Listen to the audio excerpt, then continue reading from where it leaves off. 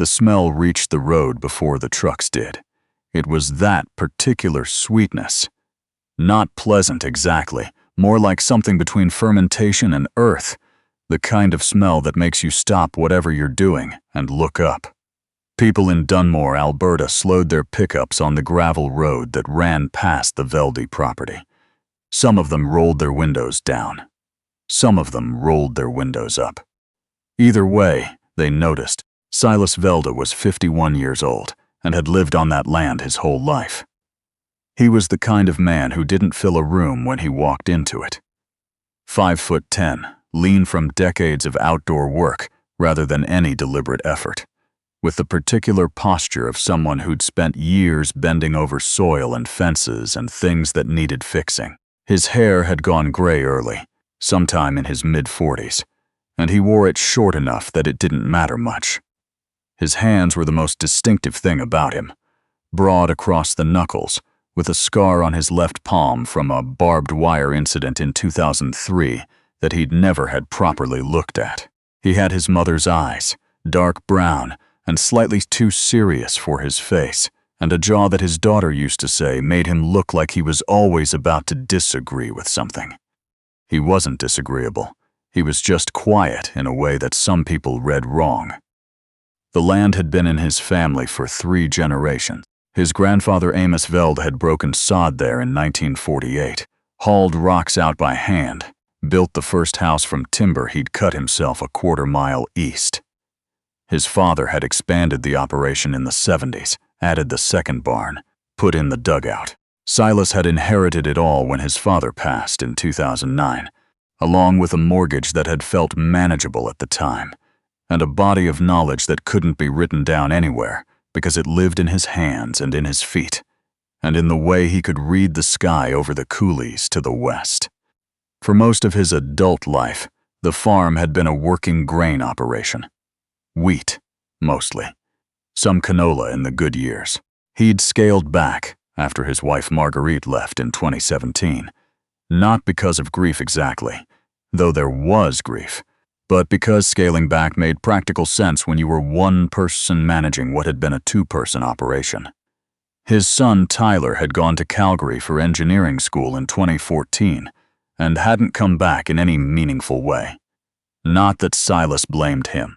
He'd encouraged it, actually, in the careful way he encouraged most things, by not standing in the way. It was the summer of 2023 when the soil started telling him what he already suspected. He'd been watching it for years, really, the way the ground crusted over faster after rain. The way the earthworms had thinned out, he used to turn over a shovel of earth and count 8, 10, sometimes more. By 2021, he was counting 2 or 3. By 2022, some patches gave him nothing at all. The yields had dropped accordingly, in the slow, relentless way of things that don't collapse dramatically but simply exhaust themselves. He'd tried what the agronomists suggested: crop rotation, cover crops, reduced tillage. He'd spent money he didn't have on a soil test that told him what he'd already suspected. The organic matter was depleted. The microbial activity was low. The land was tired in the way that land gets tired when it's been asked to produce without being replenished. The agronomist suggested commercial compost.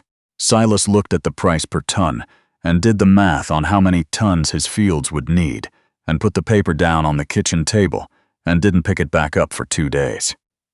He was sitting on his back step one evening in late June, drinking coffee he'd made too strong and watching the light change over the west field when his phone rang. He almost didn't answer it. The number was unfamiliar. Area code he didn't recognize. The man on the other end introduced himself as Dale Koopman, operations manager for a coffee roasting facility in Lethbridge, about an hour and a half west. They'd been expanding, he said. Production had doubled in the past 3 years. They were generating more spent grounds than their current composting arrangement could handle, and they'd been looking for agricultural land where they could deposit the material at no charge to the landowner. "What's the catch?" Silas said. "There wasn't one," Dale said. "The grounds were certified organic. They'd done soil trials." The material was genuinely beneficial. Nitrogen, potassium, magnesium, a structure that helped sandy or depleted soils retain moisture. The facility needed somewhere to put it. Silas would be doing them a favor by accepting it. Silas asked how much they were talking about. Dale said they could start with 2 deliveries a week, 8 to 10 tons per delivery. Silas was quiet for a moment. He watched a hawk cross the field, low and unhurried. "All right," he said. He didn't mention it to anyone for the first week. Not because he was keeping a secret. He simply didn't think of it as something that needed announcing. He'd made a practical decision about his land, which was his to make. The first truck came on a Tuesday morning in early July.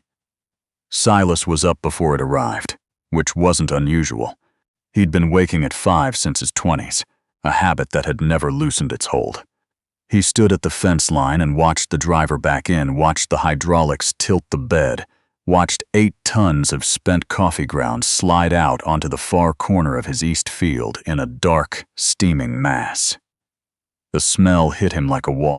It wasn't bad, exactly. It was just enormous, warm and fermented and organic and everywhere, filling his nose and the back of his throat, drifting across the yard toward the house. He stood there in it and breathed slowly and thought, well, there it is. By noon you could smell it from the road. His nearest neighbor, a man named Keith Bertrand. 63 years old, built like a man who'd spent his life being useful. With a white mustache and the fixed expression of someone who'd formed most of his opinions before the internet existed, came over that afternoon in his half-ton. He pulled up to the fence and lowered his window and looked at the dark pile in the east field for a long time without saying anything. Then he said, "What is that?" "Coffee grounds," Silas said. Keith looked at him. "From where?" "Processing facility in Lethbridge." Keith looked back at the pile. "They paying you?" "No." Keith was quiet for another moment. "So you're letting somebody use your land as a dump site?" "I'm letting somebody deliver organic material to my land at no cost," Silas said. "Same as if I'd hauled compost in myself. Different source."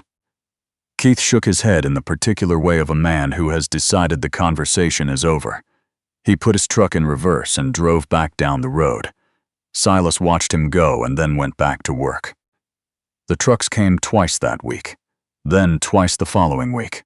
By the third week, Silas had started spreading the material himself, using his tractor with the front bucket to push it out across the depleted sections of the east field, working it into the top layer with a disc harrow he'd borrowed from his cousin Maurice, who farmed an hour north and had agreed to lend it without asking too many questions. The spreading took time. It was slow, methodical work, the kind Silas was suited to. He'd go out in the morning when the air was cool and work until noon, then rest during the heat of the day, then go back out in the late afternoon. He developed a system, laying the material in strips, working the harrow in at a shallow angle, moving section by section across the field in a pattern he could track without having to mark it. The smell was everywhere for the first 2 weeks. It settled into his clothes, his hair, the fabric of his truck seat. He stopped noticing it around day 10, the way you stop noticing the sound of a river when you live beside one. His neighbor on the other side, a woman named Patricia Holmberg, who was 74 and had the energy of someone 20 years younger and the opinions of someone who'd been right about enough things to trust herself completely, came over on a Wednesday morning with a loaf of bread and a look that suggested the bread was partly a peace offering. "I heard about the coffee," she said, standing at his kitchen door. "Word travels," Silas said. He put the kettle on. "Keith thinks you've lost your mind." "Keith thinks a lot of things." Patricia sat down at the kitchen table. She'd been in this kitchen hundreds of times over the years, since before Marguerite had left, since before Tyler had gone to Calgary, since before the yields started dropping, and she put the bread on the table and looked at him directly in the way she'd always had. "Is there actually science behind it?" she asked. He pulled out the soil trial documents Dale had sent him and set them on the table. She read them while the kettle boiled. She read carefully, the way she did everything. "All right," she said when she was done. She handed the papers back. "I hope it works." She meant it. That was the thing about Patricia. She didn't say things she didn't mean. It was a quality Silas had always appreciated, partly because it was rare, and partly because he operated the same way. By August, there were 12 loads on the east field and 6 on the north section, which was the worst ground he had. A patch that hadn't produced a real crop in 4 years, sandy and gray and slow to warm in the spring, the kind of soil that the province's older farmers called hungry land, because it took everything you gave it and gave very little back.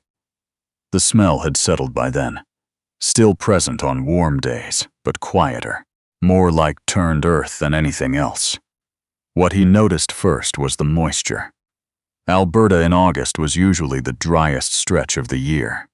Silas had learned to read his soil by feel. He'd push a finger an inch into the ground, and the information would register before he'd fully processed it. The year before, in the same month, he'd been doing that check and pulling out dust. This August, the sections where he'd spread the heaviest, the corners of the east field, the north strip, were holding dampness 2-3 days after rain that would have evaporated almost immediately the previous year. He didn't tell anyone about this. He noted it. The other thing he noticed was the earthworms. He'd gotten into the habit of doing a shovel count every few weeks, the same way his father had taught him, turning a standard shovelful in a marked location and counting what came out. He had a notebook for this, going back to 2018. The numbers were in there, the slow decline, the gray years, the patches where nothing appeared. He turned a shovel in the east field in late August and counted 11 worms. He stood there for a moment with the dirt on the shovel and the August light flat and warm across the field and counted again to make sure. 11. He put the dirt back carefully. He called Tyler that evening, not to report anything in particular. They talked every few weeks, conversations that covered practical things without going too deep, the way communication between fathers and sons can become when enough years have built up between them, and the habit of real conversation has been replaced by something more managed. He didn't mention the soil or the worms. He asked about Tyler's work, which was going well. Tyler asked about the farm, and Silas said things were fine, which was close enough to true. After he hung up, he sat in the kitchen for a while without turning a light on, watching the sky go dark through the window over the sink.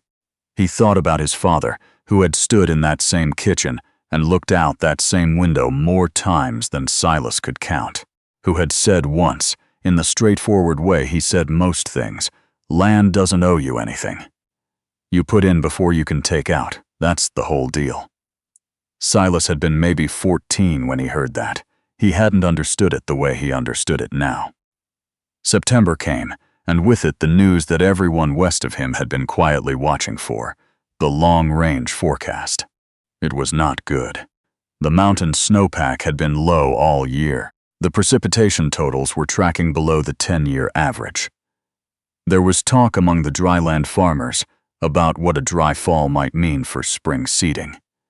And the talk had the particular quality of conversation among people who are concerned, but are used to being concerned, and so keep their voices level.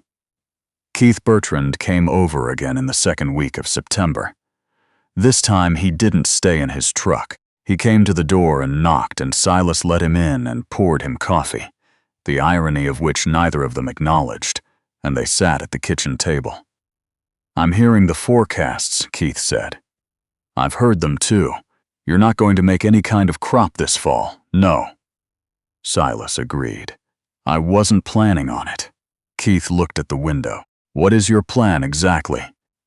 Silas had been asked this question in various forms by various people over the past several months, and he'd given different answers depending on who was asking, not because he was being evasive, but because the real answer was hard to articulate without sounding either naive or stubborn. The real answer was that he was building something that didn't yet have anything to show for itself. He was betting on a process. He was doing what his grandfather had done when he broke sod on land, that everyone said would never produce, putting work in before there was anything to measure. "I'm working on the soil," Silas said. Keith looked at him across the table. He was a decent man, Silas knew, not particularly imaginative, resistant to things he didn't understand, but fundamentally decent, the kind of man you wanted as a neighbor in a genuine emergency. "There are assistance programs," Keith said. "For farms in my situation," he clarified, with a slight emphasis that suggested he didn't think Silas was in quite the same situation. "I know about them," Silas said. "You should look into them. I appreciate it." Keith finished his coffee and left, and Silas washed the cups and went back out to the east field. The dry fall came as predicted. October was brittle and windswept. The snow that came in November was light. Not enough to build a meaningful base. Not enough to promise anything for spring. The other farms in the area had the shuttered, waiting look of land that has been put away without confidence that it will wake up healthy. Silas kept working through the fall whenever the ground allowed it.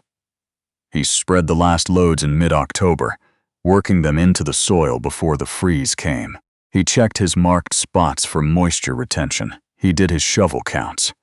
The worm count in the east field in October, 14. North strip, 7, up from 2 the previous fall. He wrote these numbers in his notebook in the same handwriting he'd always used, the careful block letters his mother had taught him, and he put the notebook in the kitchen drawer and let the winter come. December was harder than he'd expected. Not the weather. The winter was ordinary enough, cold but not brutal, the kind of Alberta cold he'd been managing all his life. It was the quiet that got to him in a way it hadn't before. The farm in winter was always quiet, but this year it felt different, less like peaceful stillness, and more like waiting for something he wasn't sure would arrive. He'd taken on some part-time work at the equipment dealership in town. Nothing complicated, mostly helping with inventory and occasional delivery driving, which gave his weeks a structure and got him out of the house on the days when the silence became too loud. He didn't talk to his co-workers about the coffee grounds. The story had circulated through Dunmore in the way that stories circulate in small places, with the details sharpening into something slightly more dramatic than the reality. The version people were telling had him buried in coffee waste up to the fence posts, had the smell driving livestock off neighboring properties, had him refusing government assistance in a way that read as eccentricity rather than calculation. He let it go. He'd learned years ago that you can't manage what people believe about you, and the attempt costs more than it's worth. Tyler called in January. An ordinary call, the usual managed distance. But near the end of it, Tyler said, "Someone showed me a post on Facebook. About your farm." Silas waited. "Said you were letting some company dump industrial waste on your property." "It's spent coffee grounds," Silas said. "Certified organic. I've been working them into the soil." A pause. "Is it helping?" "Worm counts are up. Moisture retention is improved. I'll know more in spring." Another pause, longer. "Why didn't you tell me?" Silas thought about this. "I didn't think there was anything to report yet," he said. "There still isn't really. It's a process." Tyler was quiet for a moment. Then he said, "When does it start showing results?" "Spring seeding. If the soil tests come back the way I think they will. And if they don't." "Then I'll have more information," Silas said. After he hung up, he sat with the phone on the table in front of him for a while. He thought about his son in that Calgary apartment. He'd visited twice, both times feeling slightly displaced by the city's pace, the glass and concrete of it, the particular efficiency of a place where everything had been optimized for productivity. Tyler had built a good life there. Silas respected that.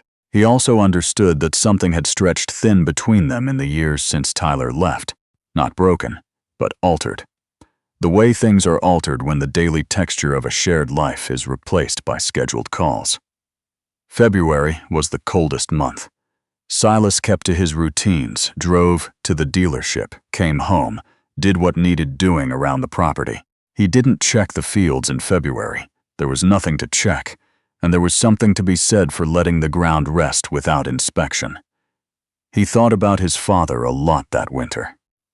About the particular patience his father had had, which was not passive, was never passive, but was a kind of active waiting, a willingness to do what you could do, and not thrash against what you couldn't. His father had lost 2 crops to hail in his 30s and had treated both losses with the same steady response. Assess, adapt, keep going. Silas had been shaped by that. He hadn't always recognized it as a gift. March came, and with it the first real sign. He'd gone out to check the east field on a Sunday morning in mid-March, the kind of morning when the light is still thin, but the air has stopped having ice in it, when the world is somewhere between frozen and ready. The ground was soft in the top inch, still hard beneath, but the surface giving under his boots in a way that meant the frost was starting to let go. He stopped at his first marked spot and crouched down. The earth where he'd spread the heaviest concentration of grounds was dark, darker than the surrounding soil, visibly richer in a way that wasn't subtle. He pressed his finger in and felt the moisture just below the surface, cool and present, even after a dry winter, even after a February that had given them almost no precipitation. He pulled out his penknife and sliced into the top 4 inches in a small section, and looked at the cross-section the way his father had taught him. There were worms in the cut, not 1 or 2. He counted 6 in the small cut before he stopped counting. The soil around them was darker, more cohesive, the individual particles binding together the way healthy soil does, when the organic matter is present and the microbial life is working. He sat back on his heels and looked at the east field for a long time. Then he called the agricultural lab in Lethbridge and booked a soil test. The results came back in the 2nd week of April, just before seeding started in the surrounding farms. The numbers were significant, not miraculous, but significant. Organic matter had increased by a measurable percentage in all the treated areas. Moisture retention metrics were up considerably. The microbial activity readings were the highest he'd seen on any test he'd run on this land. The agronomist who reviewed the results with him on the phone, not the same one he'd spoken to before, a younger woman named Christine who had the efficient manner of someone who dealt in data rather than opinion, said the improvement was notable for a single-season treatment cycle. Silas wrote that phrase down in his notebook. He hadn't planted anything in the treated sections the previous fall, which meant those sections were ready to receive seed in spring without any complications. He ordered seed for the east field and the north strip, not his largest operation, but a measured start, what his grandfather would have called a proving run. Patricia Holmberg came by the morning he started seeding. She stood at the fence with her coffee, her own coffee, she specified, in the way of a woman who appreciated the irony, and watched him make the first pass across the east field. "The tests came back?" she asked when he came around close enough to talk. "They did. Good? Good." She nodded, and that was enough. She went back to her property, and Silas kept seeding. Keith Bertrand heard about the soil test results from Patricia, who wasn't gossiping exactly. She was simply a woman who believed that accurate information was better than speculation. He came over on a Saturday morning in late April. He stood in the yard and looked at the seeded east field. The soil still dark and visible between the emerging rows, and he took his hat off and turned it in his hands in the way he did when he was thinking. "What kind of improvement?" he said. Silas told him the numbers. Keith quiet for a moment. "From the coffee grounds?" "Primarily, yes. The winter also helped. Freeze, thaw cycle works the material in further." "Huh." Keith put his hat back on. "The grounds are free?" "The delivery is, yes. I do the spreading." Keith looked at the field again. Silas could see him working through something, the careful recalculation of a man who's been wrong about something practical.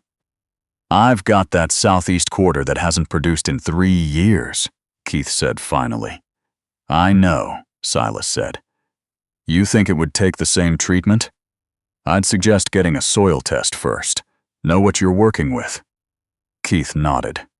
He started back toward his truck, then stopped. "I should have asked fewer questions last summer and just watched," he said. He didn't look back when he said it. "You asked fair questions," Silas said. Keith drove away. The seeding finished in the first week of May.